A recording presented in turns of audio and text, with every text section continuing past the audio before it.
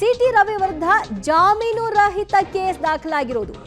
ಲೈಂಗಿಕ ದೌರ್ಜನ್ಯ ಅಂದ್ರೆ 75 ದಾಖಲು ಮಾಡಿಕೊಂಡಿದ್ದಾರೆ ಮತ್ತು ಮಹಿಳೆಯನ್ನ ನಿಂದಿಸಿದಂತಹ ಪ್ರಕರಣವನ್ನ ದಾಖಲು ಮಾಡಿಕೊಂಡಿದ್ದಾರೆ.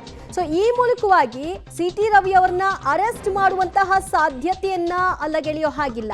ಅವರ ಹೇಳಿಕೆಯನ್ನ ದಾಖಲು ಮಾಡಿಕೊಳ್ಳಿಕ್ಕೆ ಅವ್ರನ್ನ ಸಂಪರ್ಕಿಸುವಂತಹ ಪ್ರಯತ್ನವನ್ನ ಈಗ ಹಿರೇಬಾಗೇವಾಡಿ ಪೊಲೀಸರು ನಡೆಸ್ತಾ ಇದ್ದಾರೆ. ಆದ್ರೆ ಅವ್ರಿಗೆ ಅವರ ಸಂಪರ್ಕ ಸಿಗ್ತಾ ಇಲ್ಲ ಅನ್ನುವಂತಹ ಮಾಹಿತಿಯು ಲಭ್ಯವಾಗ್ತಾ ಇದೆ. ಇನ್ ಕೇಸ್ ಸಂಪರ್ಕಕ್ಕೆ ಸಿಕ್ಕಿದ್ದೇ ಆದ್ರೆ ಅವ್ರನ್ನ ಬಂಧನಕ್ಕೊಳಪಡಿಸ್ತಾರ ಆ ಪ್ರಶ್ನೆ ಇದೆ. ಏನು ಗೊತ್ತಾ ಇದರಲ್ಲಿ ದಿಲೀಪ್ ಅವ್ರನ್ನೇ ಮಾತಾಡಿಸ್ಬಿಡೋಣಲ್ವಾ? ದಿಲೀಪ್,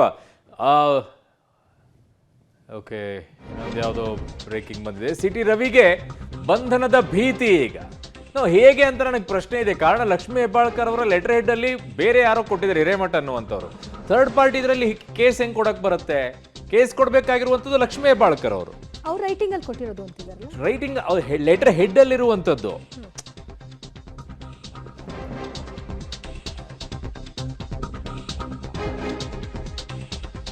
ನನಗೆ ಈಗ ಮಾಹಿತಿಯನ್ನ ಕೊಡ್ತಾ ಇದ್ದಾರೆ, ಅವರು ಲೆಟರ್ ಹೆಡ್ ಅಲ್ಲಿ ಇದೆ, ಬಟ್ ಅದರಲ್ಲಿ ಸಹಿಯನ್ನ ಮಾಡಿ ಕೊಟ್ಟಿದ್ದಾರಂತೆ ಮೇಡಮ್. ಹಾಗಾಗಿ ಕೇಸನ್ನು ಹಾಕೊಂಡಿದ್ದಾರೆ ಈಗ.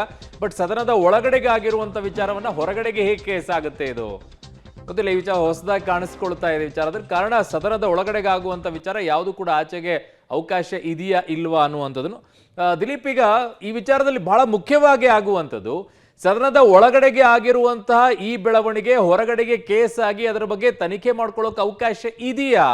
ಯಾಕಂದ್ರೆ ಸಭಾಪತಿಗಳ ಪರವಾನಗಿಯನ್ನ ಪಡ್ಕೊಳ್ಬೇಕಾಗತ್ತೆ ಈ ವಿಚಾರದಲ್ಲಿ ಅಲ್ವಾ, ನಿಯಮಗಳ ಪ್ರಕಾರ ಹೋಗೋದಾದ್ರೆ? ಅರುಣ್, ನಿಯಮಗಳ ಪ್ರಕಾರ ಹೋಗೋದಾದ್ರೆ ಸಭಾಪತಿಗಳ ಪರ್ಮಿಷನ್ ಅನ್ನೋದು ಪರ್ಮಿಷನ್ ತೆಗೆದುಕೊಂಡೇ FIR ಮಾಡಬೇಕಾಗತ್ತೆ.